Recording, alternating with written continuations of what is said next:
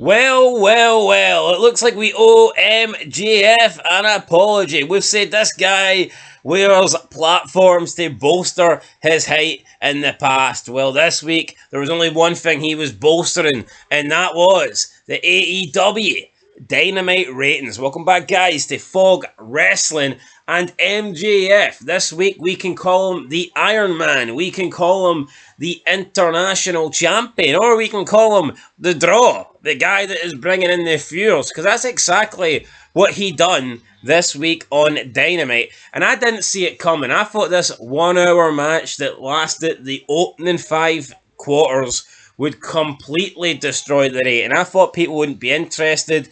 They'd maybe watch the first 20 minutes and then go, screw this. I'll check back later. But we've looked at the quarter-hour breakdown here, and the quarter stayed strong. I mean, the audience actually held, and it wasn't until after the MJF match finished that's when AEW lost all their viewers. And had that MJF match lasted a little bit longer, AEW Dynamite would have probably got over 800,000 viewers for the first time in over 13 weeks. But they should have a 2 hour match, not an over an hour match. They should have 2 hours, alright? They should have done 2 hours. Sorry, MJF. Maybe some long wrestling is the way to go for this Diddy company. What do we know? We want quick matches. We want lots of segments. We want quick action. Here, beam, boom, bam, bash. What I would say is, alright, it's easier to book a long match than it is an hour of television. Oh, absolutely. I mean, to book an hour match, you don't really need to do anything. Just tell the two guys to go out and work. What AEW's been doing recently hasn't worked with like the whole elite stuff. So you know what? It's worked. You've got to say kudos to Tony Khan. Yeah, but does this mean we're going to get hour matches every week? No, you can't do that. But I remember about 5-6 years ago, Raw was doing gauntlet matches that took up 2/3 of the fucking show, and I bet you those ratings tanked.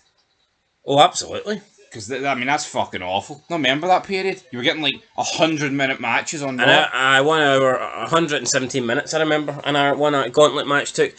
Anyway, yeah, so this week's AEW Dynamite number almost broke the 800k mark, but not quite.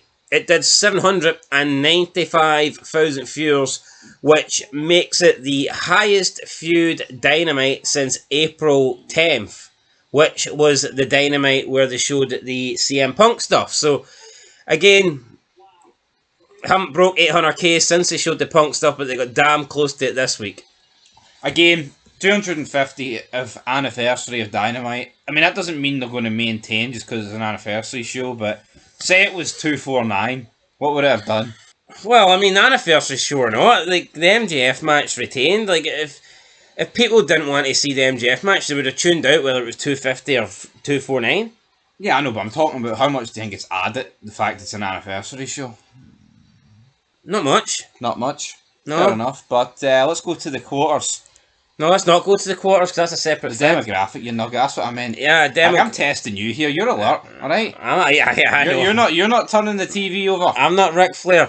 Anyway. Hey, Daniel. Hey, MJF. Hey, MJF, you're a draw, buddy. Anyway, apologies to MJF. I said a couple weeks ago, nobody cares about the guy. Well, I tell you what, I don't think there's many people in AEW that could have had a match last, 75 minutes if you count entrances and post-match, and not lose viewers, so fair play to him. Say you pause your show, right? And say somebody paused it for an hour and then like watched the Big Bang Theory while Dynamite was on. Would that still count as you watching Dynamite, if you know what I mean? I know what you mean, but how am I supposed to answer that? Well, just maybe like... I'm not employed with Nielsen ratings. Maybe like 200,000 people fucking paused Big Bang Theory and watched it while the match was on. You can't say that. The numbers don't lie. I'm taking the piss, man. Look, we will break it down in the quarters and we'll show you the quarter evidence here. But the graph just shows that as soon as the MJF match finished, that is when people tuned out. So you can say what you want about MJF. You can say he's overrated. You can say he's this. You can say he's that. You have to give him the credit here for this. And I mean, I guess you could throw Will Ospreay in there as well. But I think we all know that MJF's the man. MJF is out the two. He is the draw. Yeah. He's the guy that people would have been tuning in to see. Alright, bruv. I mean, had it been Ospreay versus Orange Cassidy for the first 5 quarters, I'm not sure it would have it would have went down as good. Anyway, in terms of the key demo, it's only the highest key demo since June 5th. So this week did a 0.27. So the key demo wasn't as good, but the overall viewership was a lot better. So that's what really matters. And we know AEW used to pretend that the key demo was the saving grace, but I'm sure now this week that the viewership looks a lot better than the key demo. They'll be Chris Jericho will be calling himself the viewership god rather than the demo god. But yeah, Tony Khan wasted no time taking to Twitter when these ratings got announced. What did he say? Oh, great show! You know, our highest rated show since in like 3 months or something. He tweeted.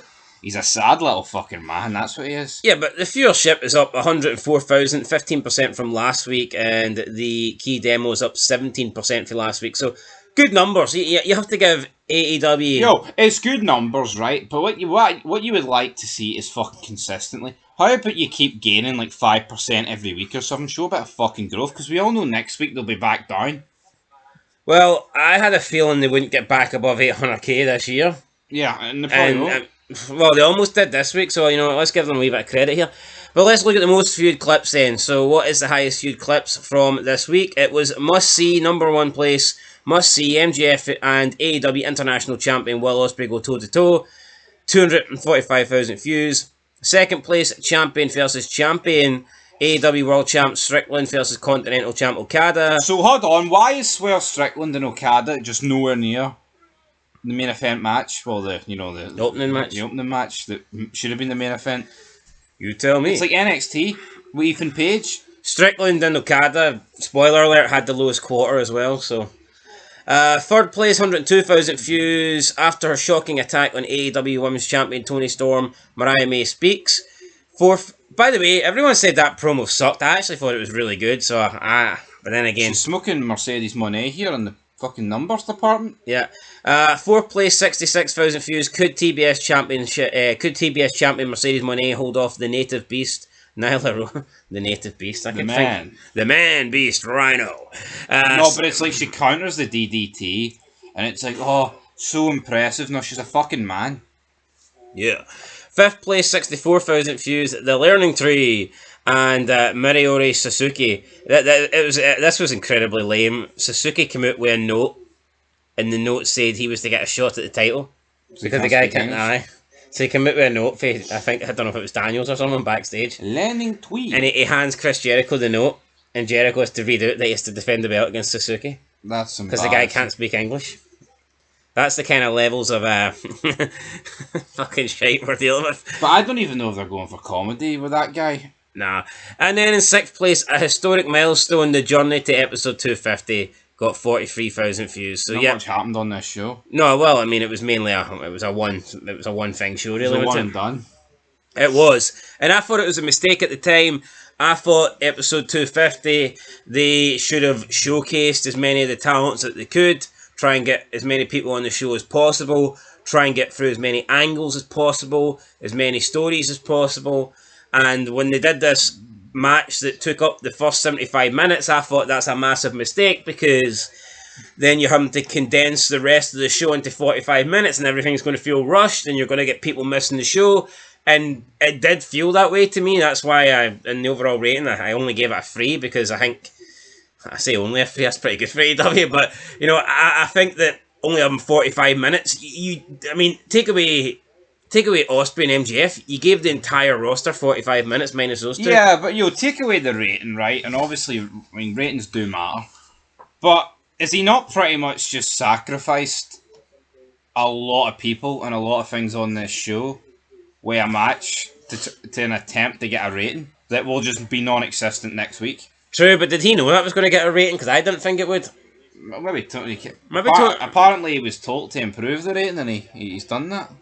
Yeah, but it's like Raw 30. If you feel like when it's the big WWE shows, they want to try and get as many talents, to bring as many legends in as possible. I thought AEW would have done something similar and tried to showcase all the guys that made 250 possible, and they kind of didn't do that. They kind of just made it a one match show really with MJF and Ospreay. But here, Ratings don't lie, numbers don't lie. As Scott Steiner would say, you can do whatever maths you want, but the maths here looks good for MJF. So we will be bringing you the quarter by quarter hours, and when you see them later on, you'll look at them and you'll go, holy shit, MJF's done it, buddy. So yeah, very strange. I expected it to tank and it didn't, so fair play. Shout out to MJF, shout out to Tony Khan. I know you're going to get people say, oh, AEW nut huggers and all this.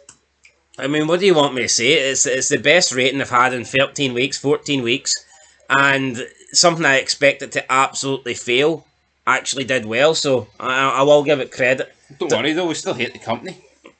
I won't say I hate the company, like.